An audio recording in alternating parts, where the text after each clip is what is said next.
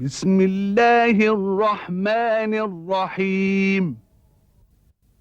كتاب أنزلناه إليك مبارك ليدبروا آياته وليتذكر أولو الألباب. صدق الله العظيم.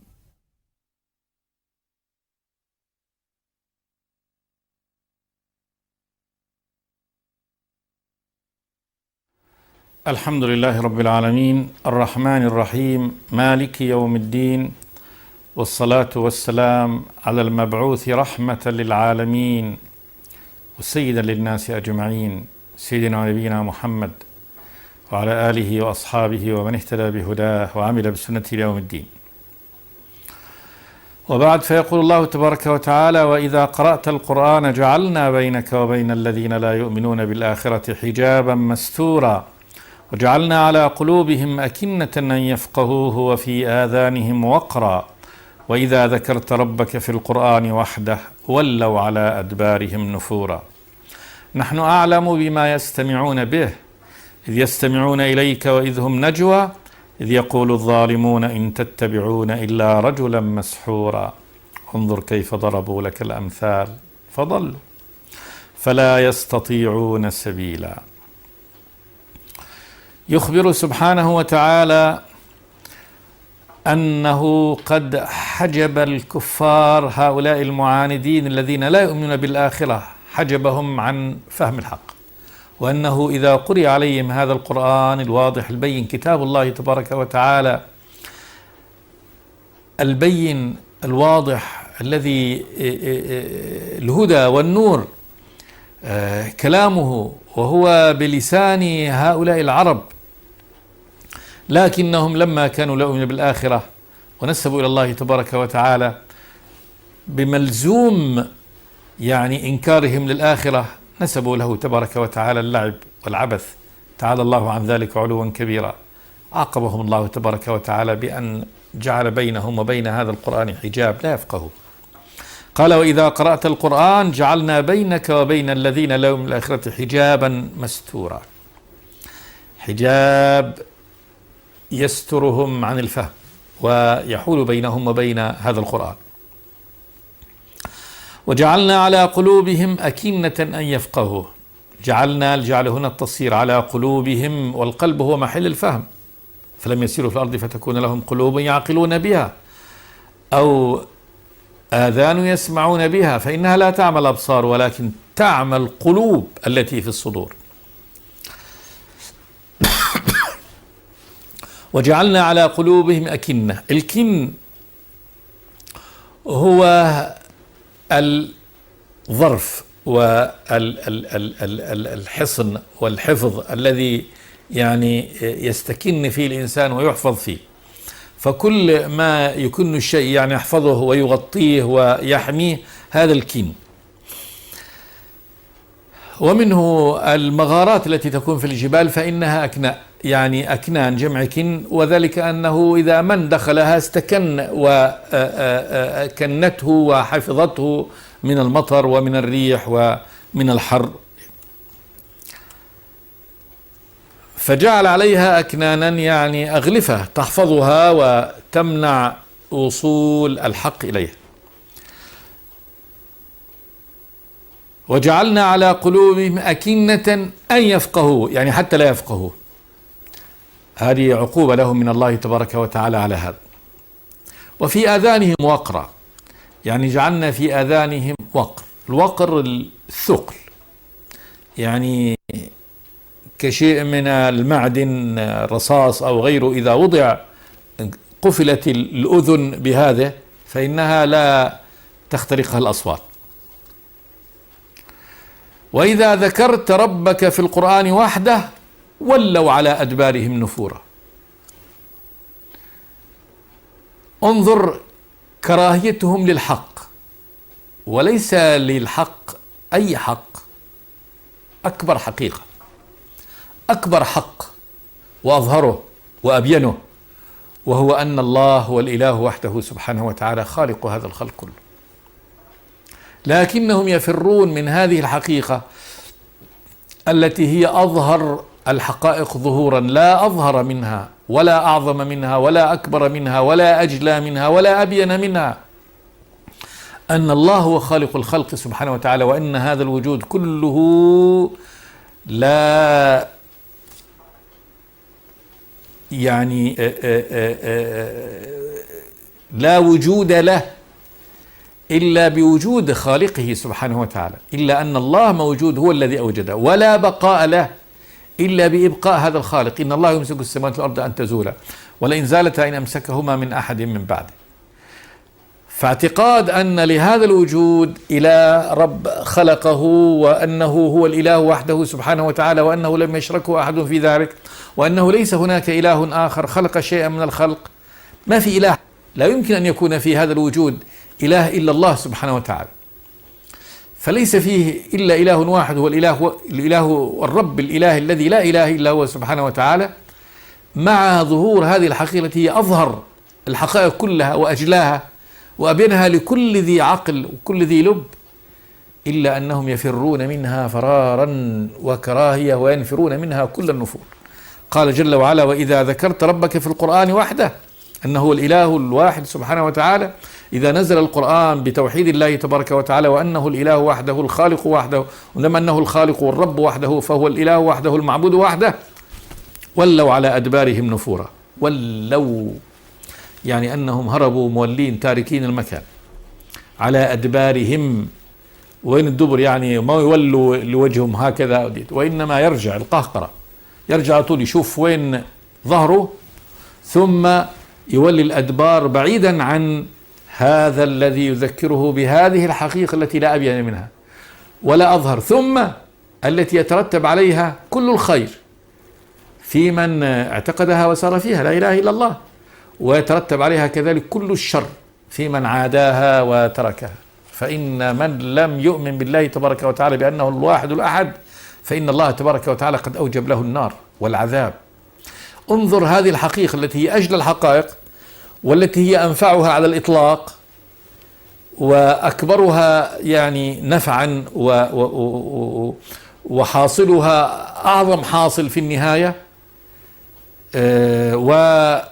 ومخالفتها أعظم يترتب عليها أعظم الشرور، ومع هذا من هذه الحقيقة يفرون.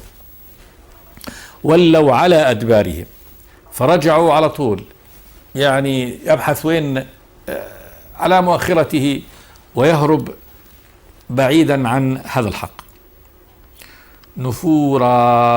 نفورا كراهية وابتعاد.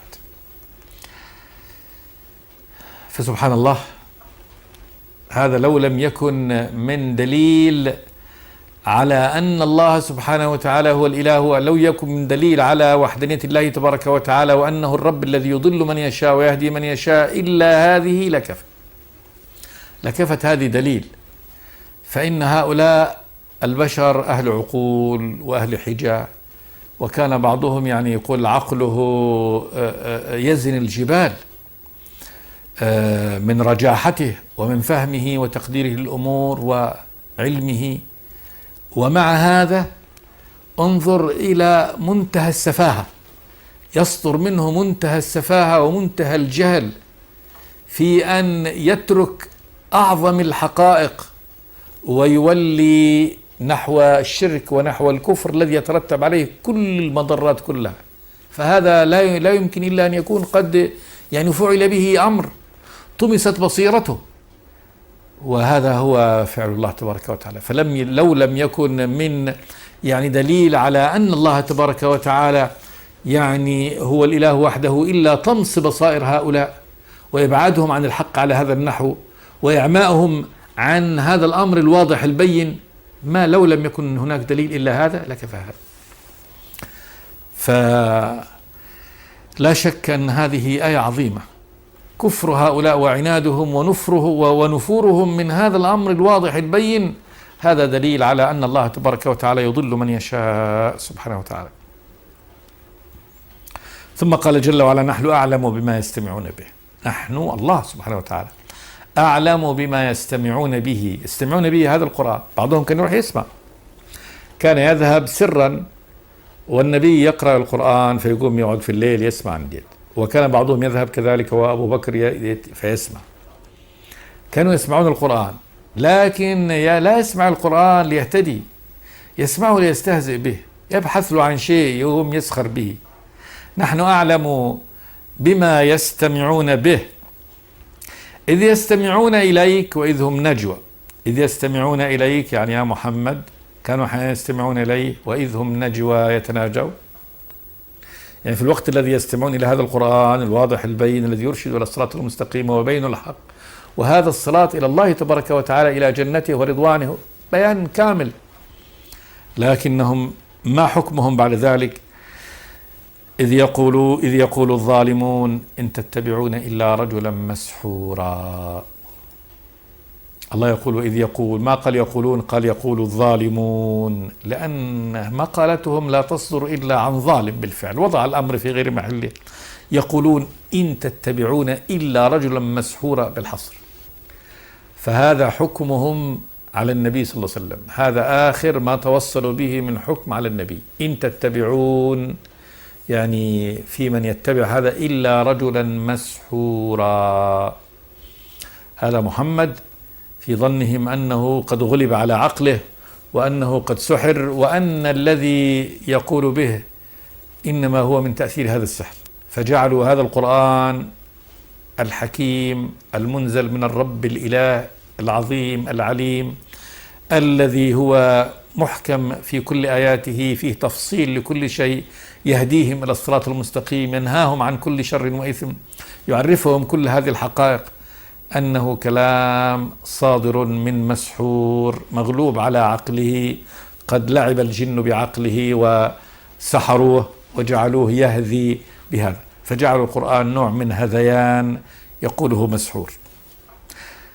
تعالى الله عن ذلك علوا كبيرا. إذ يقول الظالمون إن تتبعون إلا رجلا مسحورا، يعني هذا هو، ما ليس له إلا هذا، ما له إلا وصف إلا هذا الوصف.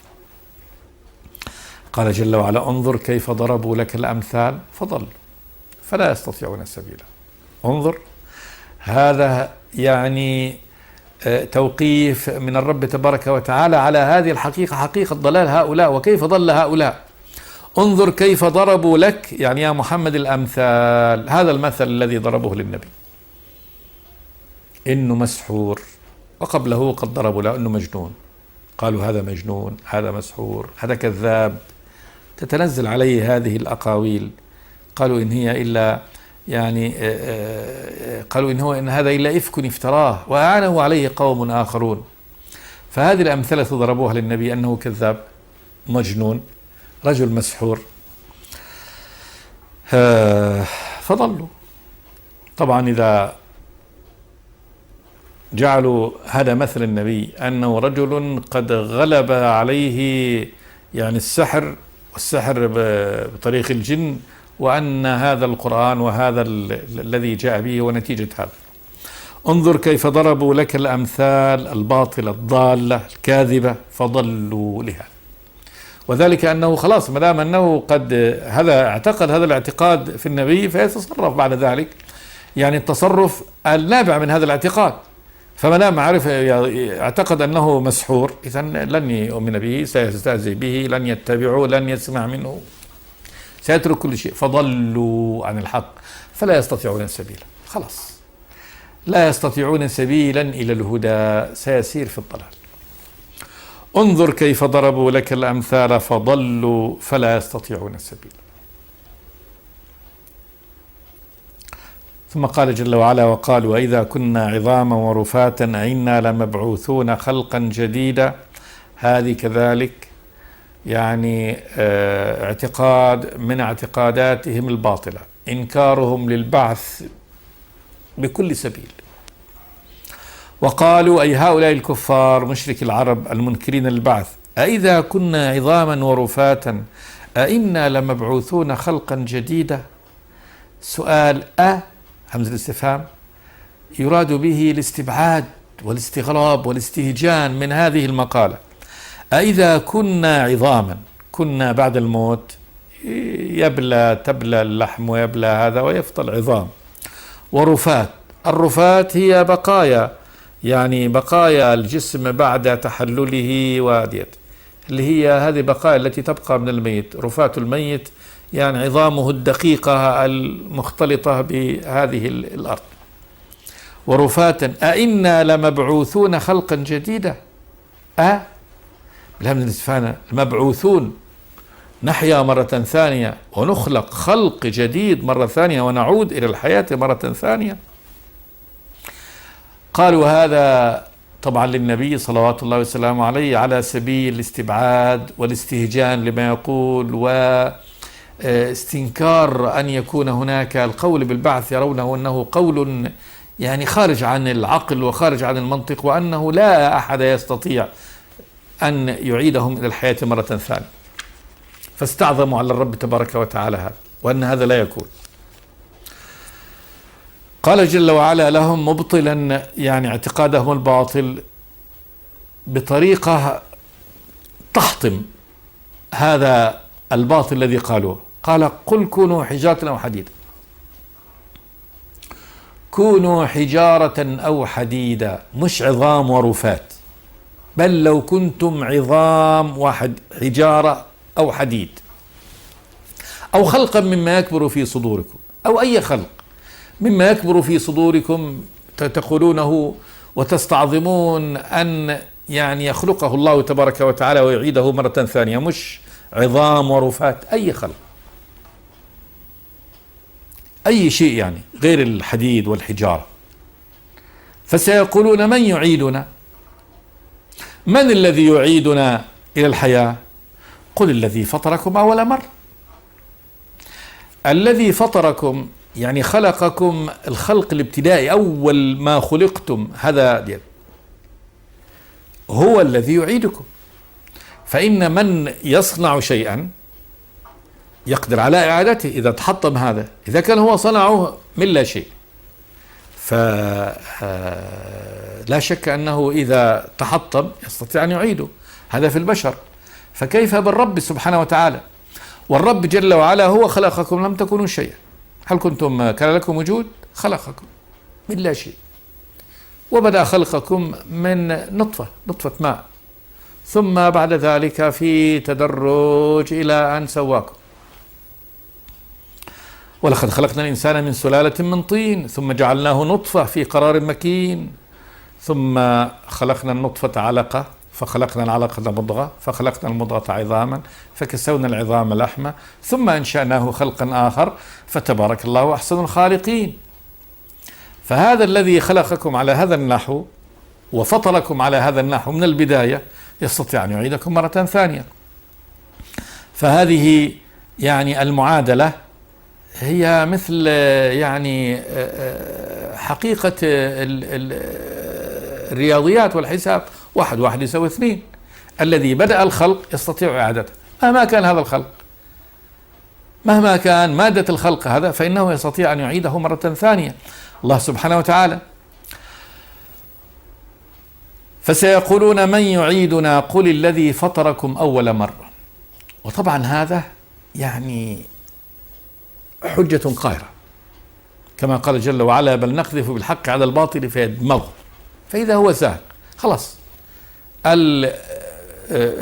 المجادل والمعاند والذي اعتقد هذه العقيدة الباطلة خلاص دحضت عقيدته بالقوة، ماتت، لا جواب، لا يستطيع أن يجيب بعد ذلك أي جواب. فالذي خلق الخلق في المرة الأولى إذا انتهى هذا الخلق بالموت يستطيع أن يعيده مرة ثانية. هل في هذا شك؟ فهذه قاعدة كأنها قاعدة الحساب والرياضيات، 1 1 يساوي 2. فلما لم يجدوا شيء قال جل وعلا فسينغضون إليك رؤوسهم. قال جل وعلا فسينغضون إليك رؤوسهم. ينغضون إليك، النغض اللي هو تحريك، يعني يحركونها حركة استهزاء واستهجان. فسينغضون إليك رؤوسهم ويقولون متى هو ليس سؤالا عن الوقت، ليستفهموه، وإنما هو يريدون بهذا السؤال الاستبعاد والاستهجان، وأنه لا يكون. فسينغضون إليك رؤوسهم ويقولون متى هو، قل عسى أن يكون قريبا. قل عسى أن يكون قريبا تهديد ووعيد لهم أن يكون هذا قريب، فإنه إذا ماتوا خلاص. وعمر الإنسان قصير مهما بلغ، يعني امتد عمره كم 60-70 سنة، هذه أعمار هذه الأمة. وقد يعاجله الله تبارك وتعالى يعني بالموت والهلاك والعذاب، كما عاجلهم بالقتل من قتل من المستهزئين في مكة ومن قتل منهم في بدر. ولا يزال الذين كفروا تصيبهم بما صنعوا قارعة أو تحل قريبا من دارهم حتى يأتي وعد الله. والبعث سيكون بعد ذلك قريب، هو قريب. قال قل عسى أن يكون قريبا يوم يدعوكم، هذا يوم القيامة، فتستجيبون بحمده. يوم يدعوكم قوموا فيقوم، وهذه الدعوة قد جاء بأنها نفخ في الصور. الله تبارك وتعالى يأمر نافخ الصور، الملك الموكل بالصور، فينفخ نفخة واحدة فإذا هم قيام ينظرون. ونفخ في الصور فصعق من في السماوات ومن في الأرض إلا من شاء الله ثم نفخ فيه أخرى فإذا هم قيام ينظرون. إذا الفجائية بهذا النفخ، فإنما هي زجرة واحدة فإذا هم بالساهرة. زجرة واحدة، نفخة واحدة من الصور، فإذا هم بالساهرة، أي يكونوا من بطن الأرض إلى ظاهرها على طول، إلى بظاهر الأرض. يوم يدعوكم فتستجيبون بحمده، تستجيبون بالخروج من قبوركم مستجيبين لله عز وجل رغما عنكم بحمده، فهو الرب المحمود سبحانه وتعالى على كل أفعاله جل وعلا. وهذا البعث يحمد الله تبارك وتعالى عليه، لأن هو الرب الإله الحكيم العادل سبحانه وتعالى، فلا يمكن أن يخلي يعني عباده في هذه الدنيا فقط، لا يثيب المطيع على طاعته ولا يعاقب المجرم على إجرامه ومعصيته. كيف يكون هذا؟ لا يمكن أن يكون هذا. فلا بد فنجعل المسلمين كالمجرمين.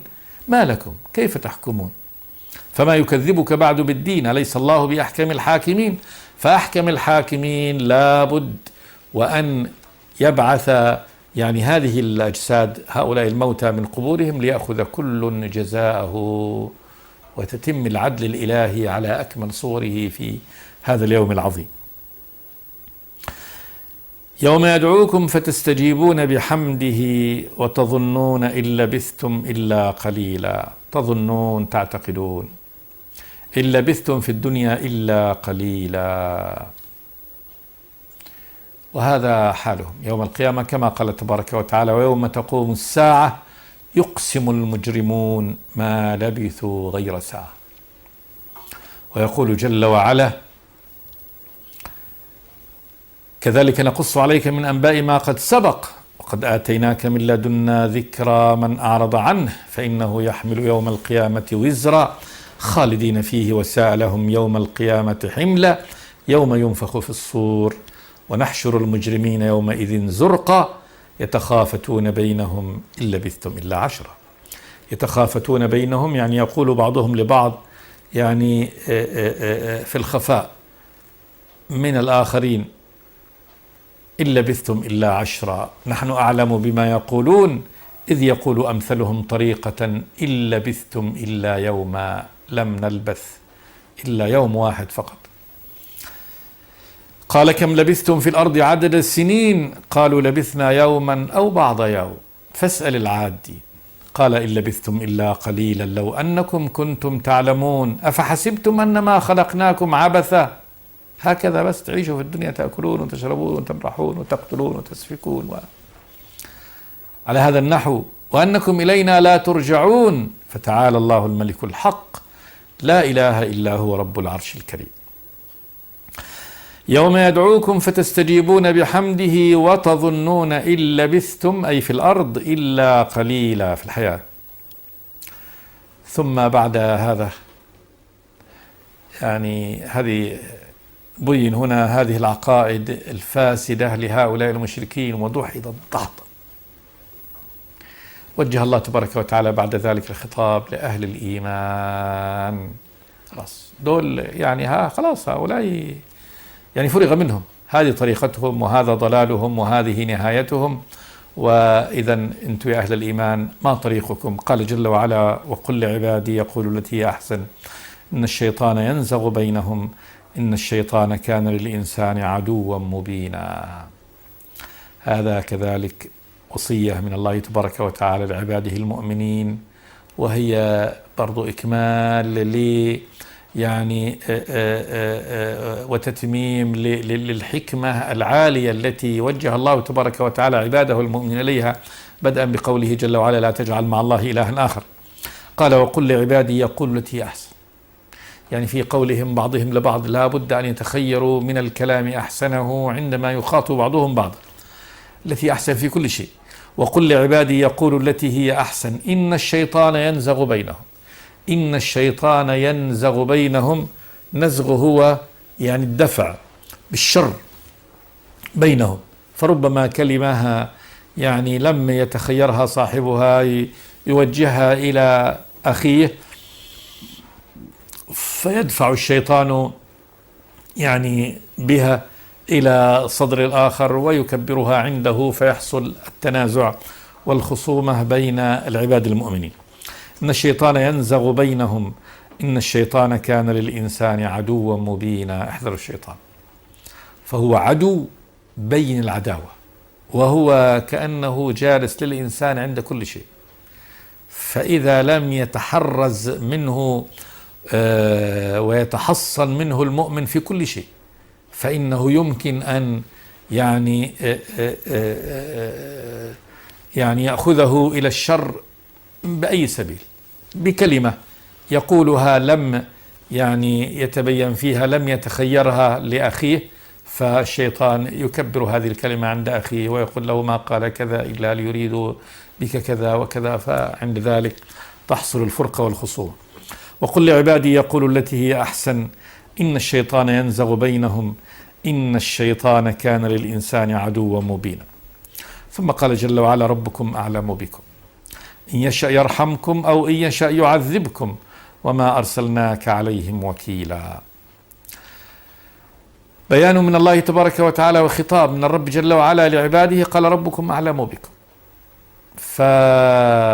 فحقيقة قلب الإنسان وحقيقة عمله، وهل هو مهتد أم غير مهتد، هل هدايته نابعة من القلب وما ظهر عليها ما ظهر على جوارحه من العمل الصالح ونابع عن هداية حقيقية أو غير ذلك، فالله تبارك وتعالى هو أعلمك. يعني الذي يعني يقيمك ويعطيك حقك وصفتك الحقيقية هو الرب جل وعلا. إذا راقب ربك، راقب الله تبارك وتعالى، فإنه هو العليم بخلقه سبحانه وتعالى. ربكم أعلم بكم. أما أن تظن أنه الوصف الذي ستأخذه والدرجة التي تأخذها والمنزلة التي تأخذها إنما هو بكلام الناس أو برأيك أنت عن نفسك، لا، وإنما الذي سيحكم عليك على صلاحك أو غير صلاحك، هداك أو غير هداك، إنما هو ربك سبحانه وتعالى. ربكم أعلم بكم. ثم إن يشأ يرحمكم أو إن يشأ يعذبكم. مصيركم إليه، مصير العباد كلها إليه، والحكم في العباد كلهم إلى خالقهم وربهم سبحانه وتعالى. إن يشأ يرحمكم بالهداية، بالتوفيق، بالنجاة من السيئات، بالحفظ عن الشيطان، كل هذا من معاني الرحمة. أو إن يشأ يعذبكم، عذاب العقوبة. من أول هذا هو بالإضلال، فمن أضله الله تبارك وتعالى، من أبعده عنه، من سلط عليه الشيطان، هذا هو عذاب، لأن مؤدى هذا بعد ذلك إلى عقوبته سبحانه وتعالى في الدنيا والآخرة. ثم قال جل وعلا: وما أرسلناك عليهم وكيلا. والنبي صلى الله عليه وسلم ليس وكيلا يعني على الناس، أي وكيل متوكل بشؤونهم وهو الذي يحكم عليهم، لا، حكم العباد إلى الله تبارك وتعالى. وإنما النبي صلى الله عليه وسلم هادي ومبشر ونذير، وبعد ذلك في النهاية هو عند الله تبارك وتعالى شهيد على يعني من أرسل إليهم، شهيد لأهل الإيمان بالجنة وعلى أهل الكفران بالنار. ولكنه ليس هو المتوكل بشؤون الناس، يعذب هذا ويعاقب هذا ويحاسب هذا، لا، هذا إلى الله تبارك وتعالى. وما أرسلناك عليهم وكيلا، متوكل بشؤونهم، ولكن الله تبارك وتعالى هو المتوكل بخلقه جل وعلا. ثم قال جل وعلا: وربك أعلم بمن في السماوات والأرض ولقد فضلنا بعض النبيين على بعض وآتينا داود زبورا. ونقف هنا وأصلي وأسلم على عبد الله ورسوله محمد. بسم الله الرحمن الرحيم. كتاب أنزلناه إليك مبارك ليدبروا آياته وليتذكر أولو الألباب. صدق الله العظيم.